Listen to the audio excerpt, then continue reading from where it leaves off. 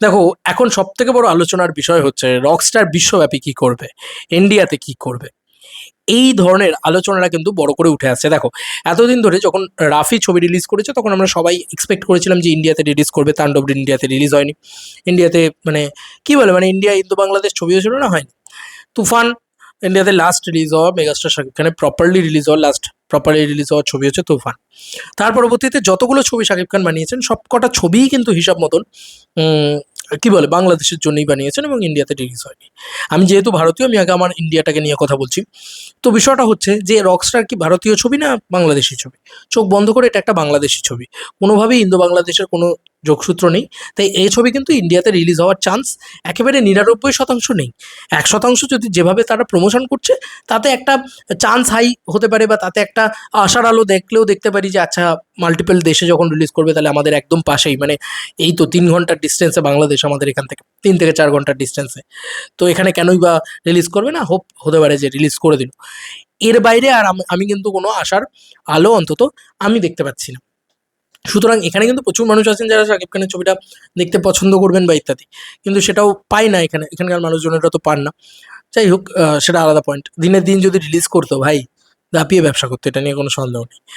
যাই হোক, সেটা তো মানে বহুদিন ধরে বলে এসেছি, আমরা এখানে বলেছিলাম আমাদের এখানে কমার্শিয়াল ছবি বানাও, ভালো ব্যবসা করবে, দেখিয়ে দিয়েছি খাদান করেছে। তো আমাদের কথা তো এখানে অনেকেই শোনেন, অনেকেই মনে করেন যে না না না, এরা কি আর বলছে, ব্যবসা হবে না ইত্যাদি ইত্যাদি। তো এই হচ্ছে ব্যাপার।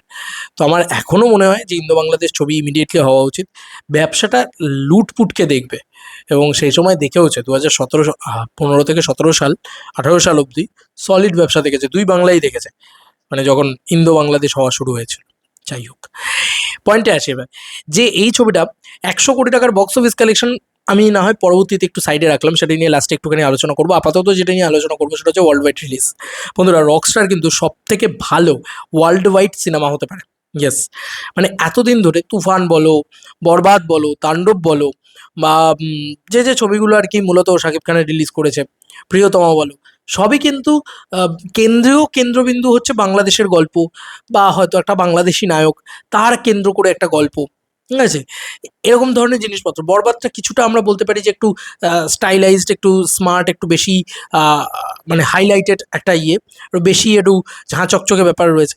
এর বাদ দিয়ে বাদবাকি সব সিনেমাই কিন্তু আমরা মানে সেই একটা ওয়ার্ল্ড ওয়াইড যে একটা ইতিহাস তৈরি করে দেওয়ার মতন সেরকম না। এবার রকস্টার সিনেমাটা ন্যাচারালি কিন্তু সারা ইন্ডিয়া নয়, সারা ভারতবর্ষ নয়, সারা ভারতবর্ষই আসে আসলে বলতে বলতে, সারা পৃথিবী জুড়ে একটা ক্রেজ ক্রিয়েট করতে পারে। মানে ধরো সুইডেন, মানে প্রপারলি যদি রিলিজ করতে পারে, মানে সুইডেন ধরো, ডেনমার্ক ধরো, ধরো ইউএসএ, ইউএই, মানে গালফ কান্ট্রিজগুলো যেগুলো রয়েছে সেখানে তো এমনি শাকিব খানের ছবি দারুণ চলে। এছাড়াও আরও যে যে সব কান্ট্রিজ রয়েছে সব মিলিয়ে কিন্তু ছবিটা দুর্ধর্ষ একটা ব্যবসা করতে পারে। কেন বলছি, কারণ বিদেশে এই রকস্টার কালচারটা খুব বেশি করে মানে কি বলবো, গ্রহণ করা হয়। বিদেশে যে কোনো, মানে ধরো মালয়েশিয়াতে শ্যুট হয়েছে, মালয়েশিয়াতে তো রিলিজ হবে। তো ছবিটা যখন মালয়েশিয়াতে রিলিজ হবে, ওখানকার পার্সন বা ওখানকার প্রবাসী বাঙালিরা, যেহেতু প্রবাসী বাঙালিরাই ছবিটা দেখবে, এমন তো নয় যে একদম বিদেশিরা এসে ছবিটা দেখে নেবে। তবে আমার মনে হয় যে, আমার এটা বিশ্বাস যে ধরো মালয়েশিয়া হোক বা ধরো সুইডেন হোক, ডেনমার্ক হোক, যেখানেই হোক, ইটালি হোক, যেখানেই হোক না কেন, সেখানে কিন্তু 100টা হয়তো প্রবাসী বাঙালি থাকে বা বাংলাদেশি থাকে, একজন দুজন হলেও কিন্তু ওখানকার লোকও থাকে যারা ওই ছবিটা দেখতে আসেন। কারণ এটা হয়, এটা খুব ন্যাচারাল বিষয় না।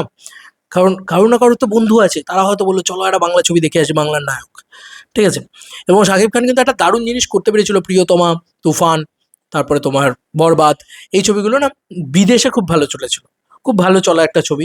এবং প্রত্যেকটা মানে ওয়ার্ল্ড ওয়াইডে চলা খুব ভালো ছবি। ঠিক আছে, প্রচুর কাতারে কাতারে লোক হচ্ছে, প্রচুর হচ্ছে, এই ব্যাপারটা আমরা দেখতে পেয়েছিলাম। তো সিমিলারলি এবার কিন্তু আমার মন বলছে যে সেই দৃশ্য আরও বড় রকমভাবে দেখতে পাবে। কেন?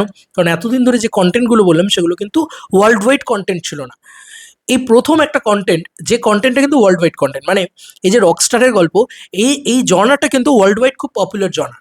ঠিক আছে, মানে এই মিউজিক্যাল জার্নি, এবং একটা রকস্টার, তার পেন, তার ঠিক আছে, তাকে কেন্দ্র করে প্রচুর দর্শক ছুটে আসা, এ ধরনের কাজ কিন্তু যতবার, মানে যতবার আমাদের ইন্ডাস্ট্রিতেও হয়েছে, মানে আমাদের industry in the sense Bangla industry নয়, আমি বলতে চাইছি, হ্যাঁ মানে তুমি যদি হিসাব করে দেখো, একজন সিঙ্গারকে কেন্দ্র করে সাথী হয়েছিল, জিদ্দার গল্প আর কি, ব্যাপক বিজনেস করেছিল। এবং তুমি যদি লক্ষ্য করে দেখো সাইয়ারা, আশিকি টু, এই ছবিগুলোকে তুমি পাবে বম্বের ইয়েতে। এবং তুমি যদি মানে হলিউডের দিকেও তাকাও বা গোটা পৃথিবী জুড়ে ছবি দেখো, সেখানে কিন্তু একটা ওই বলে না যে ইংরেজি ভাষাটা যেরকম আমরা সব জায়গায় অ্যাকসেপ্টেড বা ওয়ার্ল্ড ওয়াইড অ্যাকসেপ্টেড, একটা ইংরেজি ভাষা এমন একটা ভাষা যে ভাষাটা না ওয়ার্ল্ড ওয়াইড অ্যাকসেপ্টেড, সেরকম দিস ইজ দ্য কন্টেন্ট যেটা ওয়ার্ল্ড ওয়াইড অ্যাকসেপ্টেড। মানে এটার ভিতরে না কোনো ওই ব্যাপারটা নেই যে এটা এখানকার ছবি, এটা ওখানকার ছবি, এটা গোটা পৃথিবীর ছবি।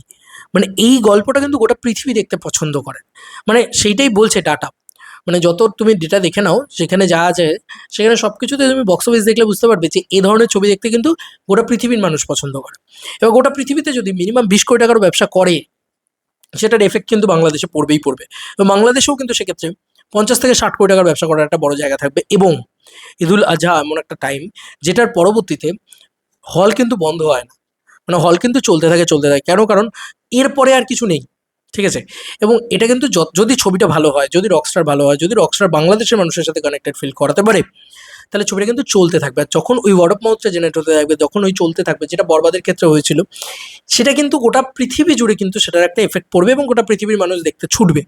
এবার যদি সত্যিই গোটা পৃথিবীর মানুষকে আপিল করে দিতে পারে, কারণ সাবজেক্টটা তো গোটা পৃথিবীর কাছে খুব অ্যাকসেপ্টেড একটা সাবজেক্ট, কিন্তু যদি আমার মনে হয় যে আরও বেশি করে যদি হতে পারে, কি যেন বলে, মানে কন্টেন্ট ওয়াইজ মানুষকে প্লিজ করে দিতে পারে, তাহলে মেগাস্টার শাকিব খানের স্টারডম এবং তার সঙ্গে সঙ্গে রকস্টারের কন্টেন্ট, এই দুটো মিলে কিন্তু আমার বিশ্বাস এই ছবিটা 50 থেকে 70 কোটি টাকার একটা বক্স অফিস মিনিমাম করতে পারে।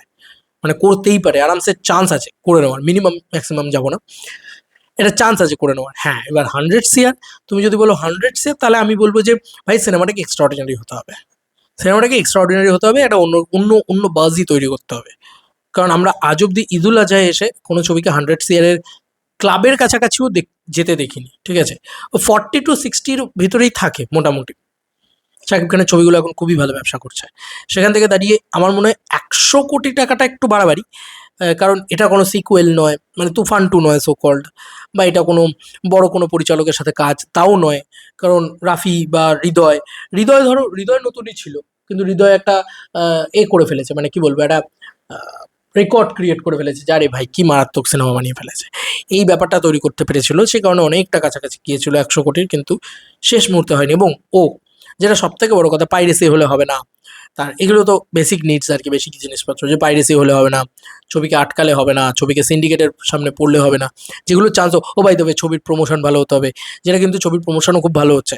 মানে তুমি যদি লক্ষ্য করে দেখো, ছবির কিন্তু প্রমোশন খুব খুব খুব ভালো হচ্ছে, এবং সেটা ওয়ার্ল্ড ওয়াইড প্রমোশনই হচ্ছে। ইন্টারন্যাশনাল, ধরো নিউজিল্যান্ডের সাথে ম্যাচ চলছে বাংলাদেশে, সেটা তো আরে শুধু বাংলাদেশিরা দেখছে তা তো নয়, সেটা নিউজিল্যান্ডের মানুষজনেরাও দেখছে। সেটা তো অন্য মানুষ, মানে নিউজিল্যান্ডের ম্যাচটা হয়তো একটা ইন্ডিয়ার লোকও দেখছে, একটা ধরো সুইডেনের লোকও দেখছে, কথার কথা বলছি, বুঝলে তো? তো এরকম ধরনের ব্যাপার আর কি যখন ক্রিয়েট হয়, তখন কিন্তু এই মানুষগুলোর কাছেও বোঝা যাচ্ছে যে ও আচ্ছা, এরকম একটা ছবি আসছে রকস্টার, বুঝলে? এই ব্যাপারটা কিন্তু খুব খুব ইম্পর্টেন্ট। প্রমোশনটাও খুব ইম্পর্টেন্ট, প্রমোশনটা ভালো করে করছে। এবং যেহেতু এখানে সিন্ডিকেট রাজত্ব করতে পারবে না, কারণ এই প্রোডাকশনটা কিন্তু বেশ পোড় খাওয়া প্রোডাকশন, এরা কিন্তু আগেও রিলিজ টিলিজ ইত্যাদি করেছে। তো এদেরকে কিন্তু একেবারে চেপে দিতে পারবে না, বা একেবারে শেষ করে দেবো, সই পেতে দেবো না, ডিসপি আসছে না, এই ঝামেলা ওই ঝামেলা, এগুলোর ভিতরে ঢুকাতে পারবে না। তো কোথাও গিয়ে রকস্টার ছবিটা কিন্তু, আর দিনের শেষে একটাই কথা বলবো, ছবি যদি ভালো হয়, ছবি কিন্তু টানবেই টানবে। তো দেখা যাক যে 100 কোটির মার্ক ছুঁতে পারে নাকি। তবে আমার প্রেডিকশন এখন থেকে বলে, যা যেরকম যা বাজার দেখছি, 40 থেকে 70 তো আরামসে টানবেই টানবে এই ছবিটা মনে হচ্ছে। যদি কন্টেন্ট ভালো হয়ে যায়, 70 তো টানবেই, মানে 70 অব্দি যেতেই পারে। দেখা যাক। বাদ বাকি তোমাদের আর কি মতামত এন্টায়ার ভিডিওটাকে নিয়ে জানো কমেন্ট সেকশনে। সব কিছু মানে নির্ভর করছে ডিরেক্টরের হাতের উপরে। ডিরেক্টর হচ্ছে ক্যাপ্টেন অফ দ্য শিপ। আমরা সবাই জানি মেগাস্টারের নামে 10 থেকে 20 কোটি টাকা এমনি কালেকশন হয়ে যাবে, কিন্তু তারপরে আসে হচ্ছে ডিরেক্টরের পাওয়ার। ডিরেক্টর যদি ভালো ছবি বানায়, তাহলে কালেকশনটা উপরের দিকে উঠবে, যদি ডিরেক্টর খারাপ ছবি বানায়, কালেকশনটা নিচের দিকে নামবে। এটা আমরা প্রিন্সের ক্ষেত্রে চোখের সামনে দেখতে পেয়েছি। চলো বন্ধুরা, নতুন কোনো ভিডিওতে দেখা হবে, বাই।